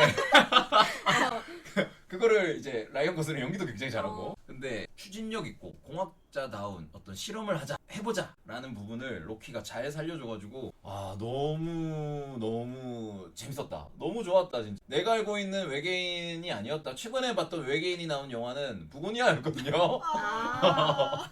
부고니아였는데 부고니아의 외계인들이랑 이게 차이가 너무 나서 그렇죠. 감성이 너무 다르죠. 그렇죠. 그리고 그런 거 있잖아요. 막 이 손이 너무 귀엽잖아요. 아. 손이. 얘네들이 다리가 5개고 각각의 다리마다 3개의 발톱이 있는데 그걸 가지고 막 쪼물딱쪼물딱 뭔가를 만드는 게 진짜, 저는 그 유튜브로 동물 영상 보는 걸 좋아하거든요. 뭐 돌고래, 뭐 수달, 뭐 올빼미 뭐 이런 걸 좋아하거든요. 약간 그런 식의 힐링을 좀 거기서 받았어요. 영화를 보면서. 그 생략된 거 중에 하나가 왜 로키가 자기 넓은 우주선 놔두고 그 인간의 우주선으로 넘어왔냐. 네. 이게 그 걔네들은 눈이 안 보이니까 과학 도구들이 이제 볼 수 있게끔 우리는 실험실이 그렇게 갖추어져 있는데 그 도구들을 활용하려고 이렇게 넘어온 거긴 해. 그리고 실제로 그 에리디언들의 과학 기술보다는 그렇죠. 지구의 과학 기술이 더 높다고 나오거든요. 여기는 사실 제조 기술이 좋은 맞아요. 그런 느낌이고, 사실 인간의 과학 기술엔 비하지 못하는 것 같긴 해요. 우주에 나온 것도 걔네들이 처음입니다. 에리디언들한테는. 그러니까 방사능도 모르고. 네. 그래서 죽었던 이유가 이제 방사능 때문에 다 죽었는데, 그 이제 설정상 아스트로파지가 방사능을 다 막아주는 역할을 하거든요. 그런데 로키는 엔지니어니까 이제 혼자 자기 공간에서 막 뭔가를 수리하고 있었는데 그게 연료통 근처였던 거거든요. 여기서 가장 중요한 설정이 이제 아스트로파지를 연료로서 활용을 하잖아요. 연료로서. 근데 이제 연료통 안에 둘러싸여 있으니까 운 좋게 살아남았다. 저는 이거 궁금했어요. 여러분들은 그레이스랑 로키 중에 누구에게도 몰입을 했어요? 저는 그레이스가 찐따 같은, 그러니까 너드 같은 면이 있으니까 오히려 저는 로키한테 좀 더 감정이입이 되더라고요. 네. 달팽이님은? 저는 그래도 아무래도 그레이스 박사. 아, 진짜요? 네, 같은 인류이기 때문이죠. 저는 그럼 인류가 근데 저도 로키한테 더 몰입을 예, 했어요. 예. 일단 보면서 제가 처음 이제 저는 알고 갔으니까 로키의 사정을 알잖아요. 그렇죠, 지금 그렇죠. 같이 왔는데 혼자 남았어. 이것부터 해가지고 처음에 로키가 이제 그레이스를 만났을 때 얼마나 기뻤을까. 생명체를 만났으니까. 맞아요. 그래서 사실 그때부터 울었어요, 저는. 로키의 마음이 느껴졌고, 그리고 23명의 크루를 잃었기 때문에 그레이스마저 잃을 수 없다라는 마음으로 구해내고 그렇죠. 그런 부분도 이해가 되고, 그리고 또 이렇게 됐는데 행복하게 헤어진 줄 알았는데 타우메바가 또 아니었어. 그래서 자기 혼자 이제 거기에 고립되어 있었을 그거 너무 슬퍼요, 진짜. 그래서 그거 생각하니까 또 헤어질 때도 슬픈 네. 거예요. 그래서 저는 보는 내내 이렇게 착하고 귀여운 애가 혼자서 이렇게 고군분투 했을, 그리고 심지어 방사능 때는 이유도 몰랐잖아요. 죽었는데 이유도 그게 몰라. 너무 마음이 아팠고 그레이스가 원작에서는 그거 나와요. 이제 점으로만 서로를 볼 수 있는 걸 떠나고 나서 그래서 계속해서 빨간 점이 이제 에리디언 우주선이다 하면서 에리디언 저만큼 갔네? 아직까지 우리 서로를 볼 수 있네? 이렇게까지 하는데 그 씬도 그 연출은 안 됐지만 너무 글에서는 잘 표현을 해주거든요. 그래서 저는 이걸 좀 기대하고 있었어요. 씬에서 서로를 좀 멀리 가지만 추진체로서 뿅 하면은 그러니까 이제 레이더로 딱 반짝이네? 너 아직 보이네? 그래서 서로 멀어지면서 그 모습들이 되게 그 영화로는 표현 안 된 게 좀 아쉽더라고요. 아쉬워요. 네. 그래서 그래도 어쨌든 자기가 56일 걸려가지고 다시 로키한테 가서 네. 로키에게 힘이 되어준다. 그게 저는 되게 로키의 마음에서 그레이스에게 정말 고마웠고 좋았던 장면이에요. 에리디언들이랑 인간들이랑 다루는 그 시간 체계라든가 이런 게 다 다르잖아요. 그래서 에리디언들은 이 평균 한 500년, 400년에서 600년을 산다고 나오거든요. 인간 시간 기준으로. 그래서 23명에 25명인가 24명인가의 에리디언들이 처음 우주로 왔는데 방사능 때문에 로켓 빼고는 다 죽잖아요. 그리고 혼자 있는 시간이 인간 기준으로 한 40년? 혼자 진짜 오래 있었던 거예요. 있었어. 우주에서 혼자 있었던 거예요. 그래서 탁 그레이스를 보니까 얼마나 반가웠을까. 그래서 그렇게 적극적이었고. 예. 그래서 그렇게 오. 그리고 에리디언들의 특성상 잠을 자는 걸 이렇게 봐주는 문화가 맞아요. 있잖아요. 그런데 60년, 40년 이상 동안 로키는 누가 자기를 봐주지 않고 혼자 잤던 거야. 너무 그게 슬픈 거예요. 그러니까. 우리 팀 로키 정말 이해가 되는. 예. 근데 영화 말고 이제 책도 보시면 저희의 마음이 진짜 이해가 되실 거예요. 그럴 것 같아요. 그리고 마지막으로 이제 서로 떠났는데 이게 문제가 발생했는데 또 우주 망망대에 자기 혼자만 남겨져 있다는 게 제일 나쁜 게 줬다 뺏는 거잖아요. 구할 거를 이제 난 이제 돌아가기만 하면 돼. 그런데 갈 수가 없는 거야. 얼마나 안타까워요 진짜. 이 그러니까 광물이죠. 광물 로키에게 감정이입을 할 수밖에 없었다. 그러니까 저도 이제 그래서 딱 보면서 로키가 더 오래 우주에 있었겠다 이런 생각을 또 하면서 그런데도 저렇게 긍정적, 천적이고 그리고 그 또 아이디어도 굉장히 또 반짝이고 그렇죠. 하니까 너무 저는 좋더라고요. 로키라는 캐릭터가 아마 2026년 최고의 캐릭터이지 않을까 저는 감히 이야기를 한번 너무 해봅니다. 호감이었어요. 근데 네. 저희가 계속 제가 이제 원작을 저희는 봤으니까 계속 네. 비교를 하고 있었는데 뭐 아쉬운 부분도 당연히 있지만 네, 좋았던 맞아요. 것 중에 또 하나가 영화의 오리지널이 있어요. 네, 그래가지고 첫 번째로는 홀로그램 방. 지구를 느낄 수 있는 홀로그램 방은 오리지널이고 아무래도 영화는 시각 매체이기 때문에 맞아요. 보여줄 수 있는 거를 잘 활용한 것 같아요. 그래서 로키도 지구의 모습을 볼 수 있었고 그리고 또 기록하는 것도 남기는 게 오리지널이라서 그 지구의 영상을 또 보내잖아요. 그 맞아요. 로키의 모습까지. 그게 원작에는 없는 내용이고 그리고 제일 중요한 게 로키의 우주선 안. 그게 원작에는 안 나오거든요. 맞아요. 그게 되게 좋았어요. 되게 화려하고 궁금했는데 어떻게 뭔가 생겼는지. 그 인터스텔라가 좀 묘하게 떠오르잖아요. 맞죠? 맞아요. 네. 저는 보면서 좀 듄에서 행성강 이동할 때 그 우주 장면들이 떠올랐는데 촬영 감독님이 똑같대요. 듄이랑. 다른 건 또 그리고 좋은 거요. 좋았던 거 그 세 개가 좋았는데요. 그리고 좀 아쉬웠던 것 중에 제가 다 아쉬운 거 다 얘기하긴 했는데 네. 그 마지막으로 좀 아쉬웠던 게 로키가 이제 사고가 나서 혼자 쓰러지잖아요. 그때 원래는 그 그레이스가 고압 질소방을 만들어줘요. 우리한테 고압 산소통처럼. 근데 그 부분이 좀 생각되고 무한대로 기다리는 게 조금 왜 이걸 생각했을까 궁금하긴 하더라고요. 약간 부분적으로 각색을 했어요. 그러니까 로키가 그레이스를 이제 행성 대기권 가서 채취를 하고 오는 길에 사고를 당하잖아요. 그쵸. 근데 로키가 구해주는 거는 맞는데 영화에서는 이제 로키가 스스로 이렇게 그 셀 안에 들어가서 치유를 하는 걸로 나오잖아요. 그런데 이제 원작에서는 쓰러져 있는 로키를 이제 그레이스가 이제 옮겨줘가지고 치료를 하는 것처럼 나온단 말이죠. 근데 그런 거는 사실 이 원작에 있는 일부분을 각색한 게 아까도 얘기했듯이 홀로그램 방처럼 있는데 전혀 그거를 안 해쳐요. 맞아. 전혀 이거 원작을 좋아하는 사람들은 영화화가 된다고 하면 일단은 덜컥 겁부터 나잖아요. 내가 좋아했던 원작이 망할까봐. 그리고 그런 사례를 우리 무수히 너무 많이 봤으니까.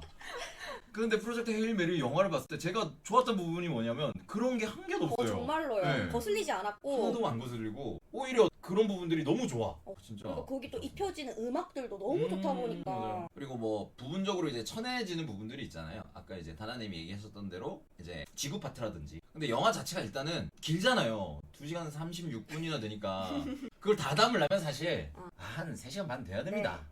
그래서 저는 기대하고 있어요. 감독판이 나오지 않을까. 오 좋은데? 네. 그런 것까지 다 담은 분명히 더 찍어둔 게 있을 거란 말이죠. 네. 감독판에 나오면 더 좋을 것 같고 원작을 해치지 않는 최고의 영화지 않을까라고 생각을 합니다. 너무 따뜻한 영화였어요 정말. 네. 그리고 마지막에 이제 아스트로파지를 포식하는 포식 동물을 찾잖아요. 타우메바. 네, 타우메바. 이름을 이제 그렇게 붙이잖아요. 타우 세티 행성계에 있는 아메바. 이제 아메바라서 메바라고 하잖아요. 진짜 과학자 같아요. 예, 타우메바라서 걔네가 이제 아스트로파지를 잡아먹으니까. 근데 이제 그 부분을 발견하는 게 사실 원작에서 보면 한 3분의 2 지점이거든요. 3분의 1일 만큼의 이제 남았어요. 거기서부터는 걔네를 이제 어떻게 배양을 하고 그런 부분들이 쭉 나오거든요. 그리고 질소 내성이 있는 거를 키우기 위해서 예. 우수한 실험을 하는데 그거는 진짜 짧게 네, 그거를 잘한 것 영화 같아요. 부분에서 쭉 졸여버렸는데 그거를 되게 잘한 것 같더라고요. 영리하게 진짜 네. 너무 각색을 잘해가지고 각색상 받아야 된다 이거. 저도 생각했어요. 저 생산을 받아야 돼. 어. 지루할만 부분들은 음. 쫙 줄이고 감동 느낄 포인트들을 쭉 늘려가지고 너무- 내년 아카데미 각색상 받는지 한번 봅시다. 일단은 저는 나무주연상까지도 오오오. 아, 그러게. 로키가 받지. 로키는 조연상. 그리고 라이언 고슬링이 연기를 너무 잘했어요, 맞죠? 네. 저는 사실 보면서 그 로키를 어떻게 이걸 구현을 연기를 어떻게 하신 거지가 좀 궁금했거든요. 이게 다 뭐 이렇게 애니메이션 CG 처리를 할 CG를 것인가. 하진 않았을 것 같은 거예요. 그랬는데 제가 이걸 좀 찾아보니까 정말 피페처럼 인형극 하는 것처럼 애를 데리고 이제 하신 것 같더라고요. 그게 좀 더 감정 몰입을 잘할 수 있겠죠, 맞죠? 그래서 굉장히 이질감도 없이 너무 재밌었어요. 그리고 그런 게 있어야 라이언 고슬링도 연기에 좀 더 집중할 그렇죠. 수 있는 것 그러니까 같아요. 저 걱정했거든요. 이런 연기를 어떻게 하지? 그 이제 우리가 뭐 마블 영화라던가 최근에 CG를 많이 쓰잖아요. 힘들어 그거를 보여. CG를 지워버리면은 이제 녹색의 그 배경에서 찍는 씬들을 이제 유튜브에서 볼 수 있잖아요. 너무 힘들어 보이잖아. 맞아요. 그런데 요거는 그래도 감정을 포커싱 할 수 있는 뭔가 대상이 있으니까 라이언 고슬링도 이제 좋게 연기를 하지 않았을까 그런 생각이 듭니다. 근데 조금 아쉬웠던 부분들이 저는 몇 가지가 있는 게 뭘까요? 이건 아쉽다기보다는 그러니까 영화의 어떤 불량적인 한계라고 보여지는 게 일단은 그 질소 대기가 이제 에리디언들이 있잖아요. 그래서 암모니아 기체가 가득 맞아. 찼단 말이에요. 그래서 처음에 냄새 난다 막 이러잖아요. 원작에서는 계속 그게 나와요. 그 암모니아 냄새가 나고 굉장히 뜨겁고 에리디안들의 체온이 일단 200도 넘거든요. 그 로키에. 그런데 그런 부분들을 일단 아마 과감하게 생략을 했을 것 같아요. 과감하게 생략을 했는데 그런 미지와의 조우를 하는데 너무 그 쉽다라는 생각이 스무스하게 들어요. 넘어가다. 가볍게, 너무 쉽게, 편안하게. 아까 얘기하셨던 컨택트. 네. 그러니까 원작은 어라이벌이죠. 네. 네. 근데 거기서 나오는 외계와의 조우를 하는 부분에 있어서는 엄청나게 진짜 조심스럽게 하거든요. 왜냐면 내가 가지고 있는 어떤 물질, 병원균 같은 게 어떻게 저쪽에게 치명적으로 다가갈지 모르니까 굉장히 한정된 공간에서 서로 간의 의사소통을 하는 게 나오는데 이 라이언 고슬링, 이 그레이스 박사는 이 캐릭터가 조심성이 없는 건지 그걸 바로 그냥 손으로 잡거든요. 그리고 헬멧 벗어 하니까 할까 말까 벗어. 나는 그러니까 나 같은 못 벗게 못 벗을 것 같은데 야 그걸 벗어버려? 약간 그리고 그 제노나이트로 물건을 보내는 거를 그냥 손으로 그거를 만진단 말이에요. 저는 어떻게 그럴 수 있지? 약간 안 위험한가? 그런 생각. 실제로 안 위험하더라도 과학자라면은 되게 철저한 단계 실험을 거쳐서 해야 되는데 뭔가 불량 때문에 그걸 자른 건지 그런 부분이 조금 좀 아쉬웠달까? 그쵸. 이 영화에서 뭔가 포인트를 주고 싶었던 부분과는 조금 이제 네, 다르니까 네. 이제 그렇게 하셨을지 않을까. 네. 네, 그런 것 같아요. 그래서 제 생각에는 약간 불량 문제인 것 같아요. 음. 원작을 잘 구현했지만 그럼에도 불구하고 영화가 2시간 36분이니까 그런 거 다 하려면은 너무 분량이 많이 늘어나니까. 저 사실 이제 그것도 타우세티 가서 이거 채취 낚시 네, 낚시. 할 때도 이게 가능한가? 막 이제 지금 기술로는 안 된대요. 정말 낚시하듯이 저게 가능한가? 저 1%의 정말 그 가능성을 가지고 모든 게 완벽하게 떨어졌을 때 때야 가능한 건데. 와 이걸 한다고? 와 대단하다 이런 생각을 하기도 했죠. 네. 이제 일단은 그게 되려면은 그 이제 제노나이트라는 신물질이 있어야 되는 거잖아요. 신물질. 그래서 원래 그 신물질 자체를 또 그 비틀즈에 넣어서 보내요. 너네 연구해봐라. 아, 이렇게. 네. 그러니까 그게 이제 제논이라는 비활성 기체죠. 그러니까 다른 물질과 거의 그 반응하지 않는 기체인데 그게 고체화된 거잖아요. 그게 사실 이론적으로는 그게 고체가 되려면 엄청나게 높은 기압이 있어야 된다고 하더라고요. 그러니까 불가능한 게 아니라 되는데 그 그레이스가 막 만지고 놀 만큼의 환경에서는 고체가 안 된다는 거죠. 그런데 그건 이제 에리디언들은 굉장히 쉽게 만들고 그런 신소재가 있으니까 그렇게 낚시하듯이 그거를 채취를 할 수 있었다. 그리고 무인 탐사기가 총 4개인데 이름이 다 비틀즈 비틀즈잖아요. 멤버예요. 그래서 예. 비틀즈 노래도 나오고 그래서 마지막에 이름을 하나하나 보여준 게 그 원작에 대한 그런 것 같아요. 예. 그리고 그런 음악도 굉장히 잘 쓰잖아요, 진짜. 영화에서. 그래서 뭐 비틀즈라든지 뭐 그런 부분들도 아시는 분들은 훨씬 더 영화를 재밌게 보시지 않을까라는 생각을 합니다. 그 부분 귀여운 포인트들이 되게 많아요. 부분 영화에서 귀여운 포인트들이 굉장히 많아. 그리고 SF 영화를 보면은 생각날 수밖에 없는 뭐 아까 얘기했던 계속 얘기하지만 컨택트라든지 그 언어를 만들어가는 과정들 그런 것들도 굉장히 재밌었고 그 나중에 가면은 그 노트북을 안 쓰고 이제 서로 얘기를 하잖아요. 로키랑 그레이스랑 그런 부분도 되게 뭐랄까 마음이 따뜻해졌어요. 네. 이 언어 변환기 없이 어느 서로 정도로 이제 감도 있고 네. 근데 진짜 마지막으로 궁금했던 거 여러분들이라면 구하러 갔을 것 같아요? 아 얘기 안 하고 넘어갈 수가 없어 이거. 그렇죠. 우리 홈 스위트홈을 버리고 내가 모르는 세계로 간다? 아 진짜 쉽진 않죠, 맞죠? 그리고 그걸 알잖아요. 저 행성의 대기가 뭐고 그렇죠. 온도도 알고 그리고 또 먹을 것도 거기 원작에서는 이제 먹는 것도 쟤네들 음식에는 중금속이 많이 포함이 되어 있어서 우리가 못 먹는데요. 저는 갔을 것 같아요. 왜냐하면 이제 물론 이제 정말 이제 단단한 각오를 하고 갔겠죠. 내가 정말 죽을 수도 있는 각오를 하고 갔겠지만 그래도 과학자잖아요. 뭐든 했을 것 같은 거예요. 아스트로파즈를 배양해서 정말 연료를 조금씩 만들던 내가 정말 생명을 최소한으로 유지하면서 계속해서 뭔가 이렇게 쌓아 올려서 지구로 갈 수 있는 걸 만들던 뭔가 방법을 찾았을 것 같아요. 그래도 뭔가 로키를 그대로 내버려 두지는 못했을 것 같다. 네. 몰랐으면은 모르네. 저도 그랬을 것 같아요. 그런데 저는 아마 돌아올 생각을 하고 갔을 것 같아요. 왜냐면은 저도요. 네, 왜냐면은 아스트로파지를 그 에리디언들이 훨씬 더 잘 만들거든요. 그 환경이 좋아가지고. 그래서 일단은 가서 걔네 대기권에 내가 떠 있고 그것만 준 다음에 맞아요. 아스트로파지 연료를 나한테 주면 안 돼? 좀 방법을 찾을 수 있는. 시간은 오래 걸리겠지만 돌아갈 수 있을 거니까 그렇게 하지 않았을까. 하나님은요? 저는 돌아갈 생각은 안 했을 것 같고 애초에 출발할 때 네. 일단 왜냐면 내가 만약에 그레이스라면 나는 지구에 돌아가도 나에게 남아있는 사람이 이미 없고 시간도 이미 많이 흘렀고 지구로 돌아가야 될 만한 이유가 내가 지구인이기 때문이다? 그거 말고는 없을 것 같은 거예요. 오히려 왜냐면 이제 지구로 돌아가도 한 5년이 걸려 있죠. 그리고 또 지금 내가 그 로키의 행성에서 하고 있는 일이 또 있고 하다 보니까 또 친구가 있잖아요 거기에는. 인간보다는 로키가 좋아. 그래서 처음에 로키를 구하러 갈 때는 그 미래를 생각하고 구하러 가진 않았을 것 같고 아니 이렇게 이렇게 공허하고 외로운 망망대해 같은 우주에 혼자 저 귀여운 로키가 남아있는데 안 갈 수가 없을 것 같아요. 그러니까 여러분들도 이제 인간한테는 이제 측은지심이 있기 때문에 맞아요. 안 갈 수는 없는 건데 아마 저는 그냥 남지 않을까 생각이 들어요. 그 그레이스가 선택했던 것처럼. 네. 그리고 또 로키는 슬프겠죠. 왜냐면은 훨씬 오래 사니까. 맞아요. 뭐, 그 인간의 삶은 그들에 있어서는 사실 한 10분의 1 정도밖에 안 되거든요. 그레이스가 떠나든 남든 어쨌든 이별은 오겠지만 저는 거기 아마 남지 않을까 이런 생각이 좀 들었어요. 아 약간 그런 식으로는 생각해 본 적이 없어서 약간 판타지에 보면 엘프라는 종족이 나오잖아요. 장수종이잖아요. 에리디언들은 사실 엘프와 같지 않을까. 인간과 교류를 하지만 인간은 일찍 죽어버려. 그렇기 때문에 저는 이런 생각도 하거든요. 그러니까 아까도 얘기했지만 이 사건 이후에 이야기가 굉장히 궁금해요. 그러니까 아스트로파지라는 강력한 에너지원을 가진 두 개의 문명이 있습니다. 에리디언과 지구라는. 그리고 가까워요. 네, 꽤 가깝죠. 한 20광년도 안 됩니다. 거기 가까워요. 어떻게 두 개가 될 것인가? 과연 우리가 서로 다른 문명이 만나면 두 가지가 일어나잖아요. 대부분 높은 확률로 전쟁이 일어나고 이게 서로 손을 내밀어서 친하게 지내는 게 잘 안 일어나잖아요, 사실은. 모르는 두 개의 문명이 만나면. 그게 바로 삼체 이야기잖아요. 그렇죠. 삼체가 그거잖아요. 절대 연락하지 마라.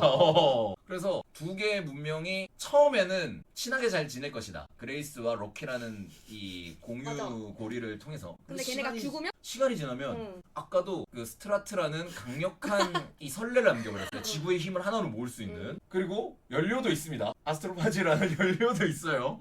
두 개의 문명이 전쟁이 일어나지 않을까. 분명히 약탈과 뭔가 그리고 전쟁이 또 일어날 수 있겠죠. 이기는 건 에리디언이지 않을까. 음, 왜냐면 에리디언들이 훨씬 더 아스트로파지를 더 잘 만들 수가 있어요. 기압이 원작에서. 높아서. 네, 왜냐면 기온이 높아서. 그럼 원작을 안 본 달팽이님 입장에서는 네. 이제 영화에서는 지구에 돌려보낸 것도 봤고 이제 그 지구의 상황도 마지막에 보여주잖아요. 네. 그게 있어서 좋았나요? 아니면은 안 궁금했나요? 아 지구의 상황. 전 그래도 좀 짧게 나오긴 했는데 나왔어야 됐다고 생각해요. 어. 그게 헤일 메리 호와 그래도 그레이스 박사님 목적이니까. 목적이었기 아. 때문에 그래도 인류를 구한 거고.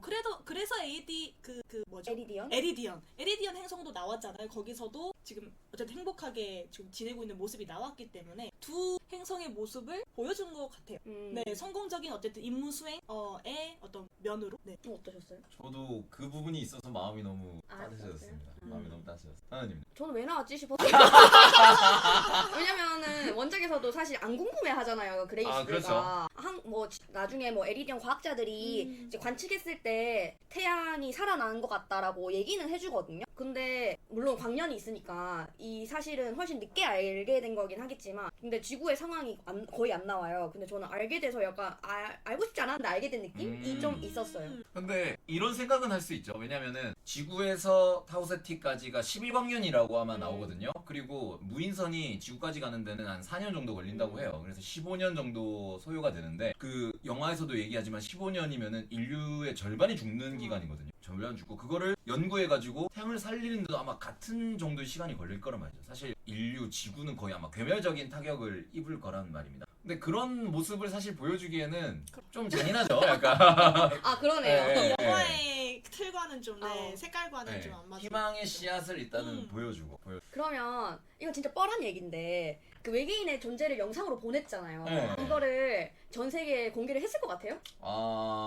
그거는 좀 생각이 드네요. 그건 좀. 저도 그게 조금 그레이스 박사가 굳이 로키를 그들에게 공개했어야 했나 라는 생각은 들었어. 이걸 왜 영상을 찍어서 보내지? 뭐 정말 말 그대로 위험해질 수도 있는 거고 그렇죠. 그냥 사실 모르면 나만 알면 아무것도 사실은 이제 모르는 두 행성이 되는 건데 이걸 굳이 왜 공개했을까? 좀 싶긴 했는데 그래도 자기의 어떤 임무 수행 과정에서 큰 역할을 또 해줬기 때문에 결국에는 알게 됐을 것 같다라는 생각을 하긴 했어. 그리고 그걸 대외적으로 공개하는 그거는 쉽지 않을 것 같아. 이런 거 아닐까요? 제가 아까도 얘기했지만 인류가 지금 그 아스트로파지 사태를 겪고 나서 지금까지 문명을 회복하려면 적어도 30년 이상은 걸린단 말이에요. 괴멸적인 타격을 겪었다가 해야 되는데 에리디언들은 그 대기가 엄청나게 뜨겁기 때문에 지구보다는 타격이 훨씬 적단 말이죠. 그래서 오히려 쳐들어가면 에리디언이 쳐들어갔지. 지구가 위험하단 말이죠. 지구가 위험하단 말이죠. 그렇기 때문에 경고 대비해라. 대비해라. 이런 느낌이지 않았을까. 근데 사실 그리고 로키에서 우리가 볼 수 있듯이 그 에리디언의 어떤 사실 뭐 전체적인 분위기는 모르지만 뭐 그렇게 위협적이거나 그렇죠. 뭔가 공격적이고 이런 모습은 사실 보이지가 않잖아요. 위협적으로 뭔가 이렇게 다가오는 느낌이 아니기 때문에 또 공개가 돼도 좀 나쁘지 않지 않았을까. 에리디언에게도 측은지심이 있다. 측은지심이 있다. 저는 진짜 로키한테 고마웠던 것 중에 하나가 스투라트가 처음에 생각할 시간 달라 했는데 3시간 준다 그러잖아요. 맞아요. 근데 마지막에 로키는 오래오래 생각해도 돼 라고 하는 게 맞아. 그게 비교가 돼서 너무 감동이었어요. 선뜻 그리고 연료도 주고.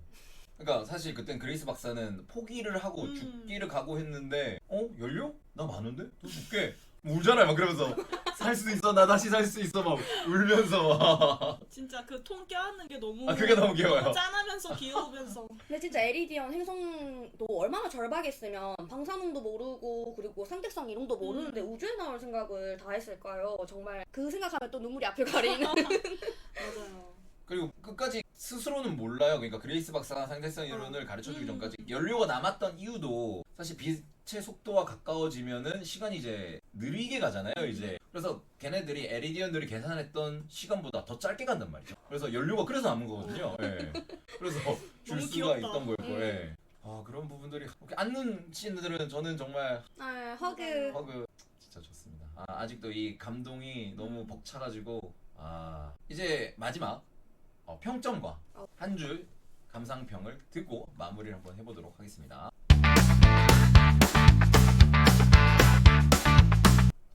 자 그러면 평점과 한 줄 감상평의 시간이 돌아왔습니다. 여러분들도 다 알다시피 5점 만점에 소수점으로 평점을 매기고 한 줄 감상평을 한번 해보도록 할 건데요. 제가 한번 해볼까요?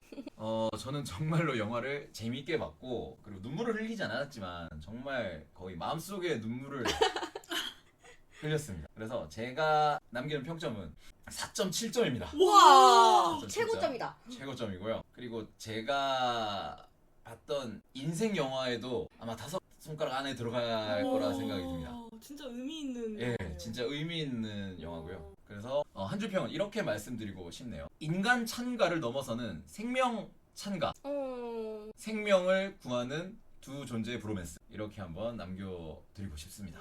네. 4.7점의 영화. 로키 듣고 있나? 정말 재밌게 잘 봤습니다. 자, 다음은 누가 한번 이야기해 주세요. 제가 다다님. 저도 영화 되게 재밌게 봐서 아까도 베스트 10에 들어갈 것 같다고 했는데 저는 4.2. 4.2점. 네. 굉장히 높네요, 진짜. 4.2점이고 외롭고 넓은 우주에서도 유효한 것은 유머와 사랑. 이렇게 너무 좋아. 남기겠습니다. 유머가 진짜 극한의 상황에서도 유머가 사실은 최고의 연료인 것 같아요. 맞아요. 살아남을 수 최고의 있는. 아니 같이 만났는데 나 못할 것 같아. 계속 이렇게 해봐요. 네. 정말 힘들었을 거예요 영화가. 진짜 짜증나요 진짜. 그레이스가 약간 그런 타입의 인간이잖아요, 약간. 근데 서로 유머를 막 던지잖아요, 진짜. 그런 부분이 너무 좋았습니다. 짝팽이님은요? 제 평점은 4.3점입니다. 4.3점. 와, 최고점이네요. 예, 최고점이네요, 진짜. 최고점이지. 네, 제 한 줄 평은 우주를 구하는 두 영웅의 이야기, 깜찍하고 따뜻한. 와, 노래입니다. 깜찍 따뜻. 깜찍은 로키고 네. 따뜻도 로키인가요? 너무 로키파다. 로키가 실제로 뜨겁습니다. 네.